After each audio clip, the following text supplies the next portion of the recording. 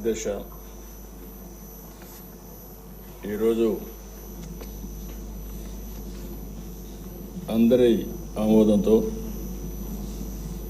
శాసనసభ డిప్యూటీ స్పీకర్గా ఎన్నికైన మీకు వ్యక్తిగతంగా తెలుగుదేశం పార్టీ తరఫున కూడా మనస్ఫూర్తిగా అభినందనలు తెలియజేస్తున్నా. శుభాకాంక్షలు అధ్యక్ష. సినిమా రంగంలో ఇక్కడే మా మిత్రుడు పవన్ కళ్యాణ్ గారు ఉన్నారు. త్రిపుల్ ఎంత సంచలనం సృష్టించిందో నేటి రాజకీయాల్లో మీ చరిత్ర కూడా అంత సంచలనాన్ని సృష్టించిన దిశ. త్రిపుల్ సినిమాలో నాటు నాటు పాట ఎంత పాపులర్ అయిందో ఈ త్రిపుల్ రచ్చబండ కూడా అదే మరి పాపులర్ అయింది. దానికి ఒక చరిత్ర ఉంది. అలాంటి ఒక్కొక్కసారి జీవితంలో కొన్ని సమస్యలు వస్తాయి. ఆ సమస్యల్ని ధైర్యంగా ఎదుర్కోవడం చాలా ముఖ్యం. తిరిగి ఆ కుర్చీలో కూర్చుంటే నిండుగా కనపడుస్తున్నారు. అందరూ కూడా ఆఫ్గా కొత్త కనపడుస్తారు, కానీ మీరైతే ఆ కుర్చీకి ఒక నిండుత్వాన్ని ఇచ్చారు. పంచకట్టు కూడా తెలుగు బిడ్డ పంచకట్టుతో వచ్చారు. చాలా సంతోషం. మిమ్మల్ని చూసినప్పుడు, ముఖ్యంగా ఈ కొత్త బాధ్యతలో మిమ్మల్ని చూసినప్పుడు చాలా సంతోషం కలుగుతూ ఉంది. మీరు తప్పకుండా మంచిగా రాణించాలని మనస్ఫూర్తిగా ఆకాంక్షిస్తున్నా. ఇక్కడుండే మెంబర్స్కి అందరికి కూడా ఒకసారి ఆలోచిస్తే వారి ప్రస్తావన కూడా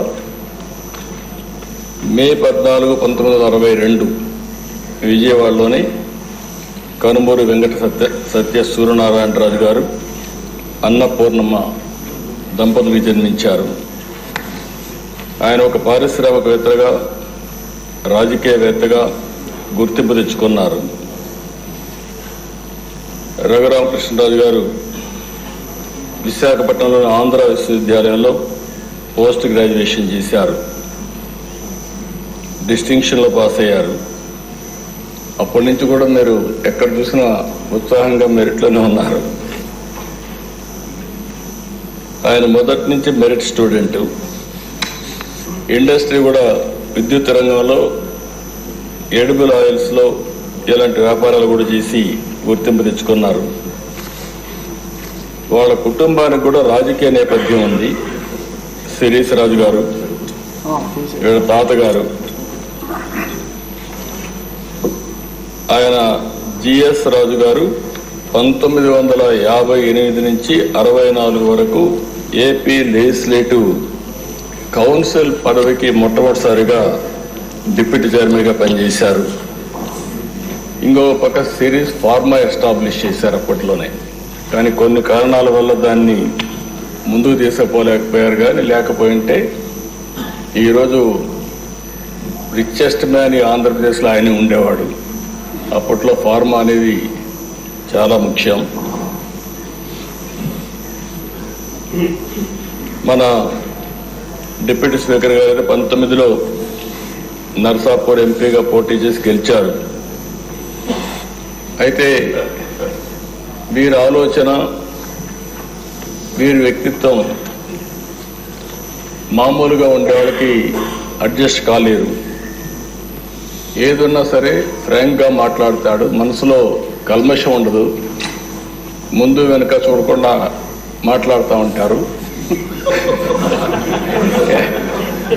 ఎందుకంటే ఓసారి ఫ్రాంక్గా ఉండేటప్పుడు కొన్ని సమస్యలు కూడా వస్తాయి. అయితే నేను చాలా రోజుల నుంచి వారిని దగ్గరగా చూస్తున్నా.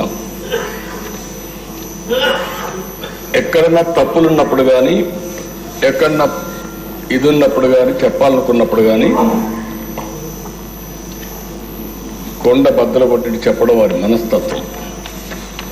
ఓసారి అలాంటి మనస్తత్వమే కొన్ని ఇబ్బందులకు గురి చేస్తుంది. అలాంటి ఇబ్బందుల్లోనే వారు ఎంత టార్చర్ అనుభవించారో ఒక ఉదాహరణ మాత్రం.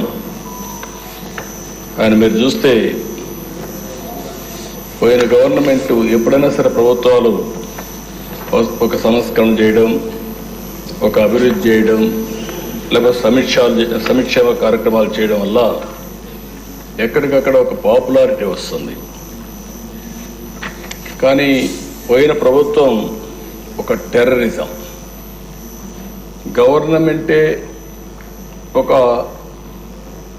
టెర్రరిజాన్ని స్పాన్సర్ చేయడం అనేది చాలా ఎక్కడ జరగదు. ఏ కొద్ది ఉదాహరణలు మాత్రం మనకు ఉంటాయి.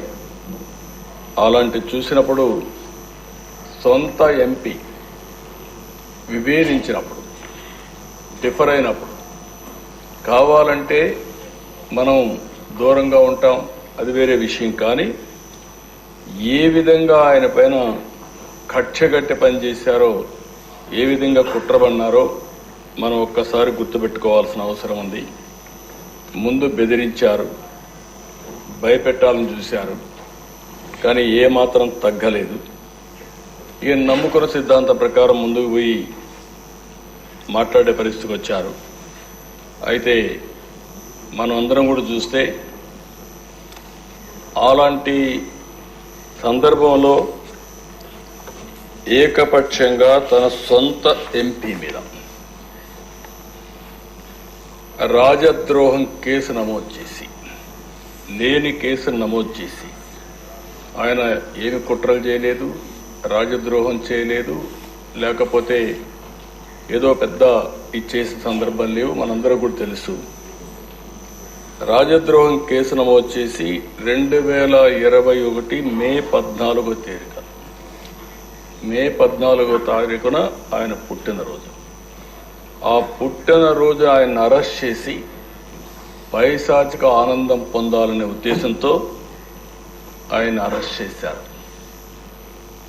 ఆ రోజు మీరు చూస్తే ఒక ఎంపీ పోలీస్ కస్టడీలో టార్చర్ చేయడం దేశంలోనే ఒక పెద్ద సంచలనమైంది. సిఐడి సీనియర్ అధికారులు, ఐపీఎస్ అధికారులు పోలీస్ కస్టడీలో ఒక ఎంపీని ఇలా హింసించిన సంఘటన భారతదేశ చరిత్రలో, నేను కూడా రాజకీయాల్లో 40 సంవత్సరాల నుంచి ఉన్నా, చాలా సంఘటనలు చూశాను. ఇదే మొదటి సంఘటన, ఇదే ఆఖరి సంఘటన నా అభిప్రాయం. నేను ఎప్పుడు చూడలేదు ఇలాంటి సంఘటన, ఎప్పుడు వినలేదు. ఆ రోజు మీరు చూస్తే 2021 మే 14వ తేదీన రఘురామరాజు గారి పైన సమోటోగా కేసు పెట్టారు. ప్రభుత్వాన్ని కూలదోయడంలో భాగంగా కుట్ర చేశారని రాజద్రోహం కేసు పెట్టారు. TV5 ABNతో కలిసి కుట్ర చేశారని ఆరోపించారు.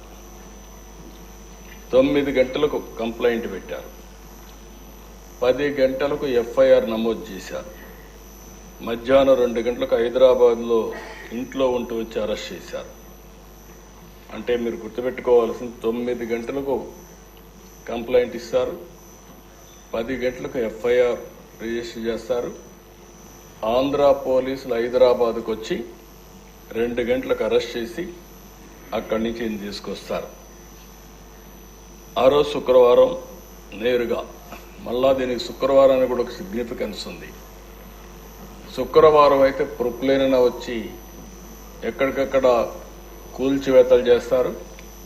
శుక్రవారం కానీ అరెస్ట్ చేస్తే కోర్టు ఉండదు కాబట్టి జైల్లో పెట్టొచ్చని ప్రయత్నం చేస్తూ కరెక్ట్గా అదే శుక్రవారం ఎంపిక చేసుకొని ఇక్కడికి తీసుకొచ్చారు. ఇక్కడ చూస్తే గుంటూరు సిఐడి ఆఫీస్ వారు కొన్ని విషయాలు చెప్పారు. తర్వాత బయట వచ్చినాక నేను ఆ రోజు ఒక పార్టీ అధ్యక్షుడిగా రాష్ట్రంలో ఎవరిని అరెస్ట్ చేసినా పార్టీతో సంబంధం లేకపోయినా, రాజకీయాల్లో సంబంధం లేకపోయినా, వాళ్ళు ఎవరిని అరెస్ట్ చేసినప్పుడు సోషల్ యాక్టివిస్టులు అరెస్ట్ చేస్తే కూడా మళ్ళా వాళ్ళని పైకి తీసుకురావడానికి ప్రయత్నం చేసేవాడిని. ఆ పరిస్థితిలోని ఈయన కేసు కూడా నేను నేరుగా పర్యవేక్షిస్తూ ఎప్పటికప్పుడు పార్టీలో మేము మాట్లాడుకుంటూ వస్తున్నాం. ఆ రోజంతా కూడా ఆయన అరెస్ట్ చేసినప్పుడు నుంచి తీసుకువచ్చే దారిలో కానీ ఏమేం జరుగుతుందో ఎప్పటికప్పుడు మానిటర్ చేస్తున్నాం. అదే రోజు రాత్రి 5 ముసుగులో వచ్చి ఎంపీ పైన విపరీతంగా, అంటే పోలీస్ కస్టడీలో ఉండేటప్పుడు పోలీసులు వాళ్ళ దగ్గర పెట్టుకున్న రాత్రిలో ఈయన పైన దాడి చేయడం అనేది, పోలీసులు ఇలాంటి తప్పుడు పనులు చేయడంలో ఏ విధంగా మనసు వచ్చిందో నాకైతే అర్థం కాలేదు. కాళ్ళు కట్టేసి టిపికల్గా లాఠీలు రబ్బర్ బెల్ట్తో 5 దఫాలుగా, అంటే ఆ రబ్బర్ బెల్ట్ కూడా ఆయన చెప్పినట్టు ఆ రోజు నేను విన్నాను. అప్పుడే బైపాస్ కూడా చేశారు. అరికాళ్ల పైన, ఆ కాళ్ల పైన కొడితే అది ఐడెంటిఫై చేయలేదు. ఈవెన్ డాక్టర్స్ చేసినా కూడా ఐడెంటిఫై చేయలేరనే ఉద్దేశంతో విపరీతంగా కొట్టి రాత్రంతా కూడా ఇది చేశారు. అప్పటికే హార్ట్ సర్జరీ అయింది. గుండె మామూలుగా సర్జరీ అయినప్పుడు కొంచెం ఇబ్బందులు కూడా ఉంటాయి. అలాంటిది మంచం మీద ఎక్కి రొమ్ముల పైన కూడా ఎక్కి విపరీతంగా కొట్టి తీవ్రంగా హింసించారు. వాళ్ళు హింసించిన విధానం మీరు చూస్తే ఎక్కడికక్కడ మంచం కోళ్ళు కూడా కింద నుండే కాళ్ళు కూడా ఇరిగిపోయే పరిస్థితికి వచ్చాయి. మామూలుగా అక్కడ సిఆర్పిఎఫ్ సెక్యూరిటీ ఉంటుంది. అలాంటి సిఆర్పిఎఫ్ సెక్యూరిటీ లేకుండా పంపించేశారు. రాత్రంతా తీవ్రంగా హింసించారు. తీవ్రమైన బూతులు తిట్టారు. రచ్చబండ పెట్టి ముఖ్యమంత్రి బెయిల్ రద్దు చేయమంటావంటూ కొడుతూ తీవ్రంగా క్షోభకు గురి చేశారు.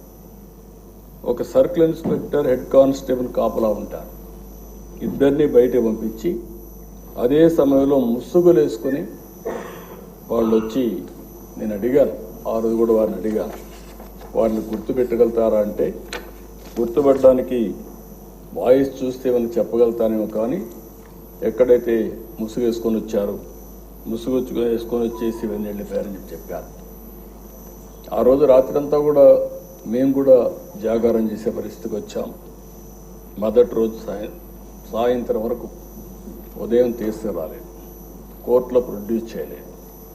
ఎందుకు ప్రొడ్యూస్ చేయలేదని మేము వాకప్ చేస్తామంటే ఇప్పుడు వస్తారు అప్పుడు వస్తారని చెప్పి కాలయాపన చేశారు. సాయంత్రం వరకు డిలే చేశారు. అంటే రాత్రంతా హింసించారు కాబట్టి ఆ దెబ్బలు కొంత నొప్పులు తగ్గిన తర్వాత ఐడెంటిఫై చేయకుండా ఈ నడవను కూడా నడవలేని పరిస్థితిలో ఉంటే కొంత సమయం ఇస్తే నడుస్తాడనే ఉద్దేశంతో ఆ రోజు 5 గంటలకు గుంటూరు కోర్టులో హాజరుపరిచారు.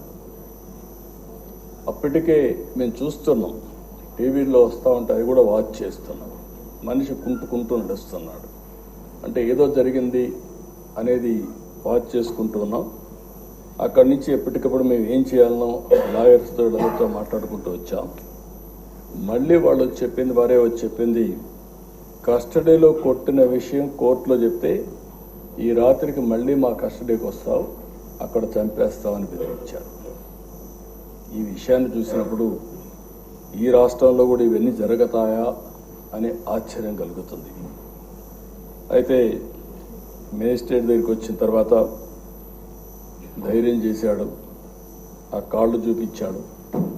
ఆ కాళ్ళు అవన్నీ కొట్టినట్టుని చూపిస్తే అప్పుడు ఆ మేజిస్ట్రేటు నేరుగా ఇతన్ని ప్రభుత్వ ప్రైవేట్ 2 హాస్పిటల్కి పంపించండి, ఎగ్జామిన్ చేయించండి, ఎగ్జామిన్ చెప్పి చేసిన తర్వాత సర్టిఫికెట్స్ ఇవ్వమని చెప్పి పంపిస్తే వాస్తవాలు తెలుస్తాయనే ఉద్దేశంతో ఆయన్ని ప్రభుత్వ ఆసుపత్రికి మాత్రం తీసుకుపోయి ప్రైవేట్ హాస్పిటల్కి తీసుకుపోకుండా అక్కడ కూడా రిపోర్ట్ని తారుమారు చేపించి బెదిరించి ఆయన రిపోర్ట్ తెప్పించారు.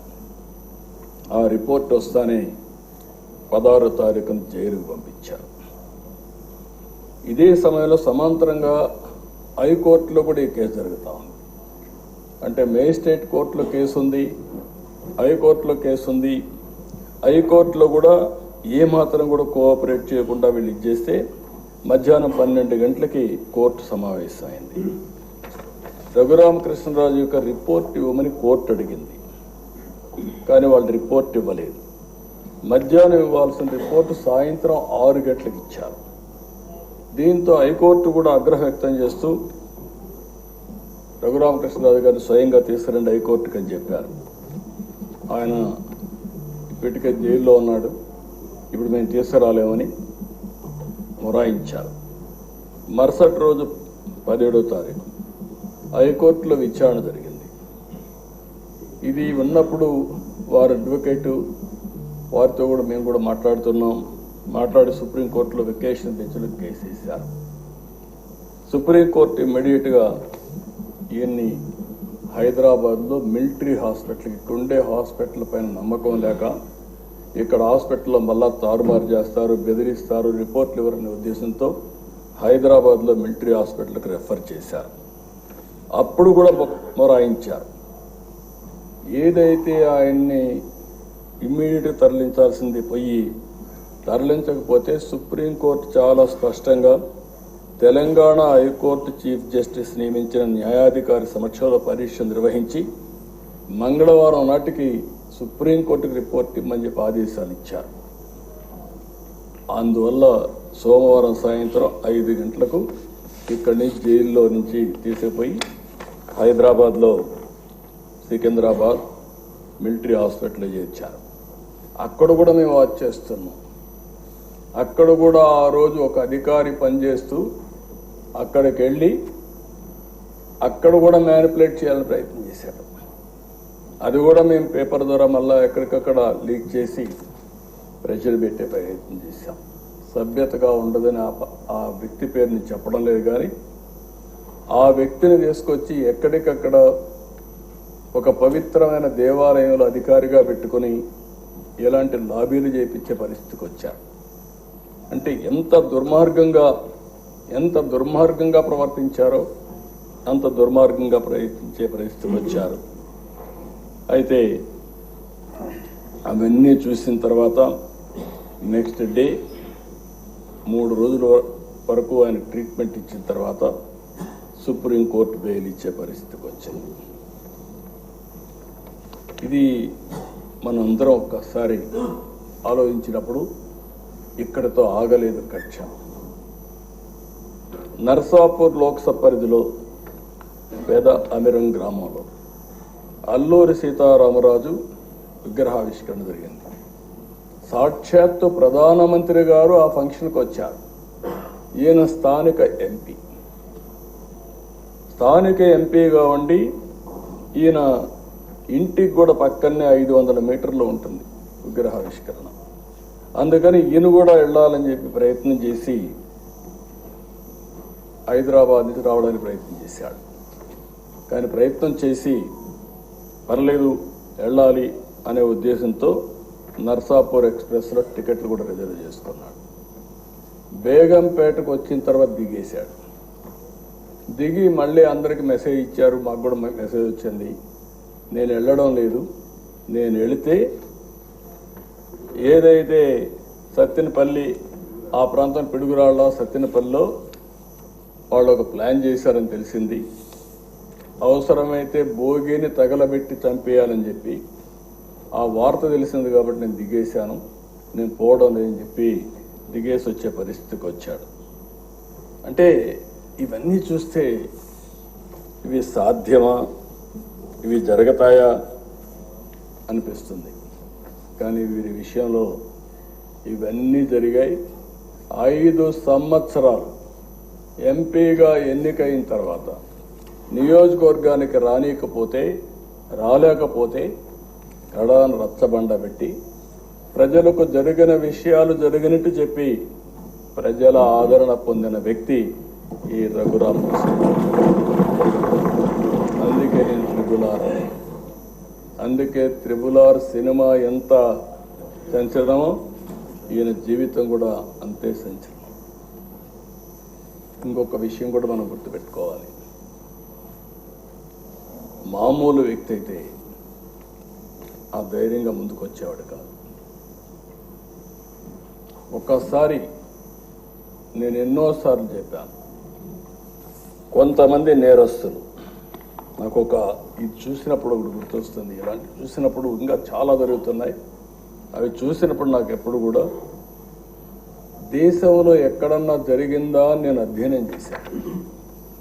ఈ కొండే శాసనసభ్యులు 5 కోట్ల ప్రజలు కూడా అర్థం చేసుకోవాల్సిన అవసరం ఉంది.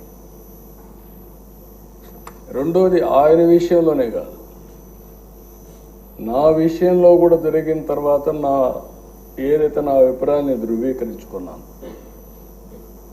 నేను జైల్లో ఉన్నప్పుడు నా రూమ్లో కూడా సీసీటీవీ కెమెరాలు పెట్టి నేరుగా వాచ్ చేయాలని ప్రయత్నం చేశారు ఇక్కడి నుంచి, రిమోట్ నుంచి. అదే ఈయన విషయంలో కూడా ఆయన్ని కొడుతూ టీవీలో సెల్ ఫోన్లో ఆనాటి ముఖ్యమంత్రి చూశారని వారు చెప్పే పరిస్థితికి వచ్చారు. నాకు అది ఆ రోజు నాకు నమ్మశక్యంగా అనిపించలేదు. కానీ నా విషయంలో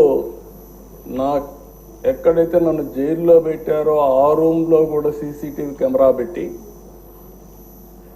నేను ఏ విధంగా ఉన్నానో వాచ్ చేయడానికి ప్రయత్నం చేశారన్నప్పుడు నాకు నా అభిప్రాయాలు కన్ఫర్మ్ అయినాయి.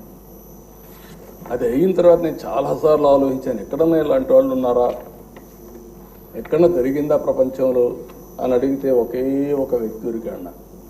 ఆ వ్యక్తి కొలంబియాలో ఎన్నో ఏళ్లకు మునుపు కాదు, 1980-85 ఆ ప్రాంతంలో ఏదైతే పాబ్లో ఎస్కోబార్,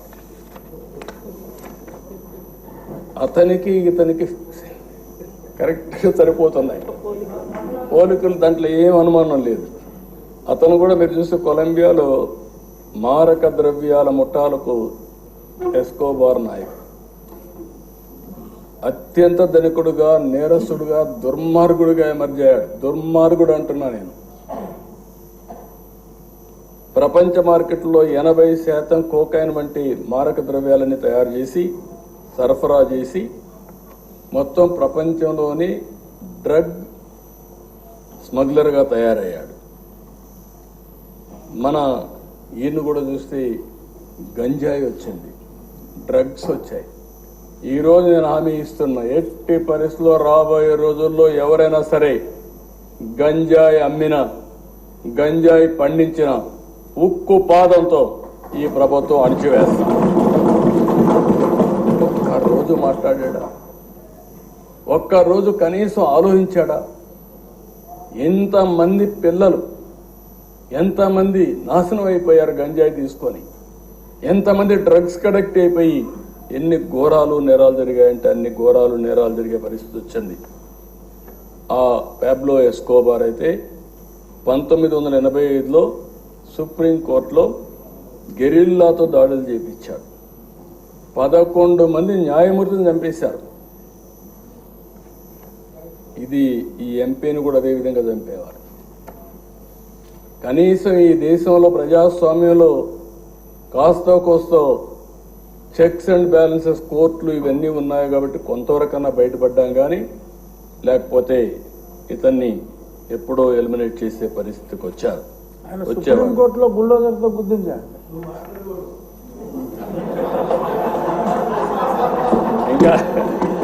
ఇంకా అలవాటు కాలేదు.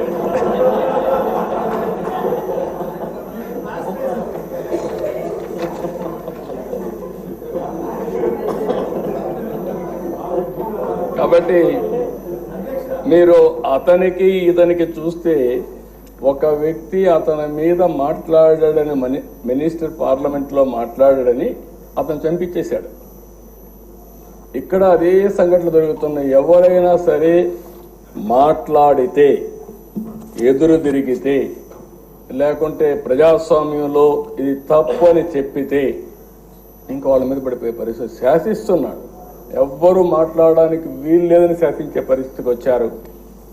అలాంటి పరిస్థితిలో ఎదురొడ్డి ఇంకా ఎమోషన్ ఉంది. ఇన్ కోర్స్ ఆఫ్ టైం తగ్గించుకుంటారు. కానీ మళ్ళీ ఈరోజు ఒక పోరాటం చేసి పోరాట యోధుడిగా గెలిచి ఆ కుర్చీలో కూర్చున్న మిమ్మల్ని మరొక్కసారి మనస్ఫూర్తిగా అభినందిస్తున్నాను. ఒక వ్యక్తి చట్టసభకు రావడం అంటే ఎంతో గొప్ప అవకాశం. ప్రజాప్రతినిధులుగా చట్టసభలకు వెళ్ళిన వారు ప్రజా సమస్యలపైన పోరాడవలసిన అవసరం ఉంది. గడచిన 5 సంవత్సరాలుగా చూశాం. ఇదే కుర్చీలో అంత మునుపు 14 సంవత్సరాలు కూర్చున్నా అదే అపోజిషన్ కుర్చీలో కూర్చున్నాను. ఆ రోజులు ఇప్పుడు కూడా గుర్తొస్తాయి.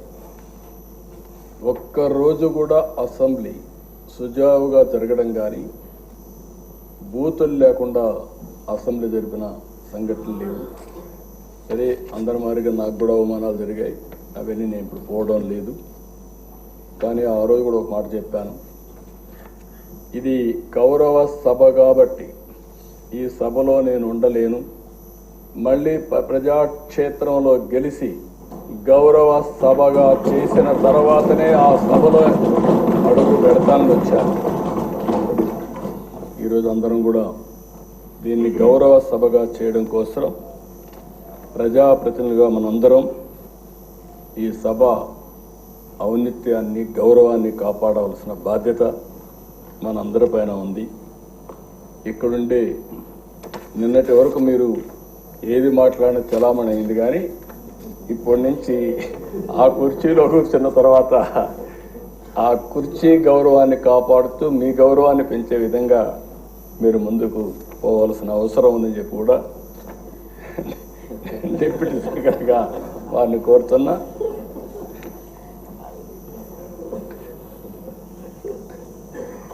ఇంకొక పక్కన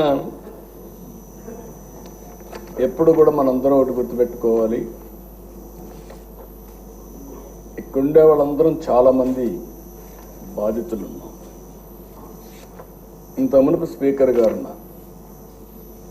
స్పీకర్ గారు ఆ వయసులో ఉంటే ఆయన రాజకీయ అనుభవం కూడా అపారం. 83 నుంచి రాజకీయాల్లో ఉన్నారు. 7 సార్లు ఎమ్మెల్యే అయ్యాడు. అలాంటి వ్యక్తి మీద అటెంప్ట్ రేప్ కేసు పెట్టారు. అంటే ఏమన్నా నాకైతే అర్థం కావడం లేదు. ఇప్పుడు ఆయన అదే బ్యూటీ ఆఫ్ డెమోక్రసీ. ఆయన ఇప్పుడు స్పీకర్. అదే మాదిరిగా ఈయన్ని చంపేయాలనుకున్న ఆయన ఇప్పుడు deputy speaker. Can you imagine this? అందుకే ప్రజల్లో ప్రతి ఒక్క విషయాన్ని వాచ్ చేస్తారు. ప్రతి ఒక్క విషయాన్ని వాచ్ చేసి ఎప్పటికప్పుడు ఒక్కొక్కసారి బయట రాలేరేమో కానీ అవకాశం వచ్చినప్పుడు మాత్రం సరైన నిర్ణయం తీసుకుంటారని చెప్పి కూడా నేను మీకు తెలియజేస్తూ, అహంకారంతో విర్రవీగిన వారికి కాల్చి వాత పెడతారంటారు చూడండి, అదే సరిగా జరిగింది. ఆ రోజు మాట్లాడినప్పుడు వై నాట్ 175 అంటే వై నాట్ 175 కాదు, నీకు ఇచ్చేది 11 అని చెప్పి 11 సీట్లతో గెలిపించారు. ఇంకొక పక్క ఇదే సీట్లో నేను చూశాను, మీ ప్రతిపక్ష స్థానాన్ని తీసేస్తామని చెప్పి హోదా తీసేస్తామని మాట్లాడారు. ఇప్పుడు ప్రజలు ప్రతిపక్ష హోదా కూడా ఇవ్వని పరిస్థితికి వచ్చారు. ఇంకొక పక్కన మనం గుర్తుపెట్టుకోవాల్సింది, ఇవన్నీ కూడా అహంకారం. అలాంటి అహంకారంతో ముందుకు పోతే ఇదే అవుతుంది. నా చరిత్రలో 2 సార్లే ప్రతిపక్ష హోదా అనేది నాయకులు ఇచ్చేది కాదు, ప్రజలు ఇచ్చేది. అంటే ప్రజలు ఓట్లు వేసినప్పుడు 10% సీట్లు గెలిస్తే ఆ గెలిచిన పార్టీకి ప్రతిపక్ష హోదా వస్తుంది. లేకపోతే మెజారిటీ మనం గెలిస్తే మనం ఇక్కడ అసెంబ్లీకి వస్తాం, మెజారిటీ ఉంటే గవర్నమెంట్ ఫామ్ చేస్తాం. అట్లా కాకుండా ప్రతిపక్ష హోదా కావాలి, ఇవ్వకపోతే నేను అసెంబ్లీకి రానని డిమాండ్ చేసే నాయకుడు నా చరిత్రలో ఎప్పుడు చూడలేదు. 45 స్వతంత్ర భారతదేశంలో ఎవరు అడుగుండరు. అంటే మనం గుర్తుపెట్టుకోవాల్సిన ఒక వ్యక్తి యొక్క వ్యక్తిత్వం, ఆలోచన విధానం, డిమాండ్ చేయడం, డిక్టేట్ చేయడం, శాసించడం, ఇవన్నీ కూడా ప్రజాస్వామ్యంలో ఎప్పుడు కూడా ఉండవు. అలాంటి జరిగే పరిస్థితి వచ్చింది. ఎప్పుడు కూడా ప్రజాస్వామ్యాన్ని మనం గౌరవించాల్సిన అవసరం ఉందని కూడా నేను మీకు తెలియజేస్తున్నా. అయితే ఏది ఏమైనా ప్రజలు ఒక చైతన్యంతో బాధ్యతతో ఓటేసి కూటమి ప్రభుత్వాన్ని గెలిపించారు. ఇది ప్రజా ప్రభుత్వం, ప్రజలకు జవాబుదారీగా ఉండే ప్రభుత్వం. ప్రజలు మనకిచ్చింది అధికారం, అది కూడా ఒక బాధ్యత. అందుకే తొలి రోజు నుంచి సంక్షేమం, అభివృద్ధి, సుపరిపాలన కోసం మనం నిర్ణయాలు తీసుకుంటున్నాం. 150 రోజుల్లోనే అనేక సంక్షేమ కార్యక్రమాలని, అనేక పాలసీలు తీసుకొచ్చాం. ఈరోజు రాష్ట్రంలో ఫ్రీగా నేను అనుకుంటున్నాను 5 సంవత్సరాల్లో ఇంత స్వేచ్ఛగా అసెంబ్లీ జరిగింది 1924 ఒక్కరోజు కూడా లేదు. ఇప్పుడు ఎవరైనా సరే ప్రతిపక్షం ఉన్నా ఇదే మాదిరిగా ప్రవర్తిస్తాం. అయితే సాంప్రదాయాలు లేకుంటే మనకు వచ్చినటువంటి దీని ప్రకారం రూల్స్ రెగ్యులేషన్స్ పాటిస్తే సుజావుగా అసెంబ్లీ జరిగే అవకాశం వస్తుంది. అదే మరి ఇంకొక పక్కన మనందరి బాధ్యత విధ్వంసమైన రాష్ట్రాన్ని మళ్ళీ నిలబెట్టడానికి మనం నిర్ణయాలు తీసుకోవాల్సిన అవసరం ఉంది. అలాంటి నిర్ణయాలకు ఈ సభ ఒక వేదిక. ఇంకొక పక్క ఒక పబ్లిక్ పాలసీ చరిత్రను మారుస్తుంది. ప్రజలకు మనం ఇచ్చే విధానాలన్నీ ఇక్కడనే చర్చిస్తున్నాం, అవన్నీ రూపకల్పన చేస్తున్నాం. ఆ రూపకల్పన చేసి అవి అమలు చేస్తే ఒక చరిత్రని తిరగరాసే అవకాశం ఉంటుంది. ఈ యొక్క 24-29 శాసనసభ అలాంటి చరిత్ర తిరగరాయడానికి, స్వర్ణ ఆంధ్రప్రదేశ్ చరిత్రని ప్రారంభించడానికి ఈ సభ ఎంతో దోహదం చేస్తుంది. అలాంటి సభలో అధ్యక్షులుగా చింతకాయల అయ్యన్నపాత్రుడు గారు, డిప్యూటీ స్పీకర్గా మీరు ఉండడం మాకెంతో గౌరవం అని చెప్పి కూడా నేను మీకు తెలియజేసుకుంటున్నా. అయితే అధ్యక్ష, నాకు ఒకటి అనిపిస్తుంది, మిమ్మల్ని నాడు రాష్ట్రానికి రానియని వాళ్ళు నేడు మీ ముందు సభలోకి రాలేని, కూర్చోలేని పరిస్థితి వచ్చింది.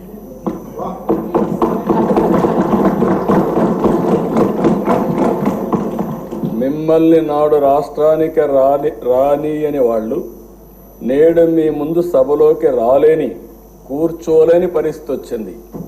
ఇది దేవుడు రాసిన స్క్రిప్టే.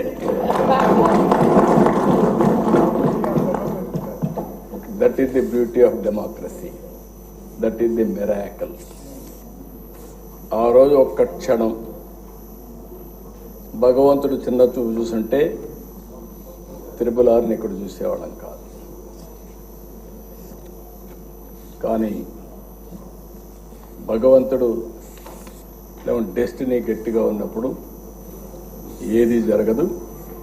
కానీ అదే సమయంలో ధైర్యంగా నిలబడ్డాడు కాబట్టి, ధైర్యంతో ముందుకు పోయాడు కాబట్టి మళ్ళీ ఇక్కడ రాగలిగాడు.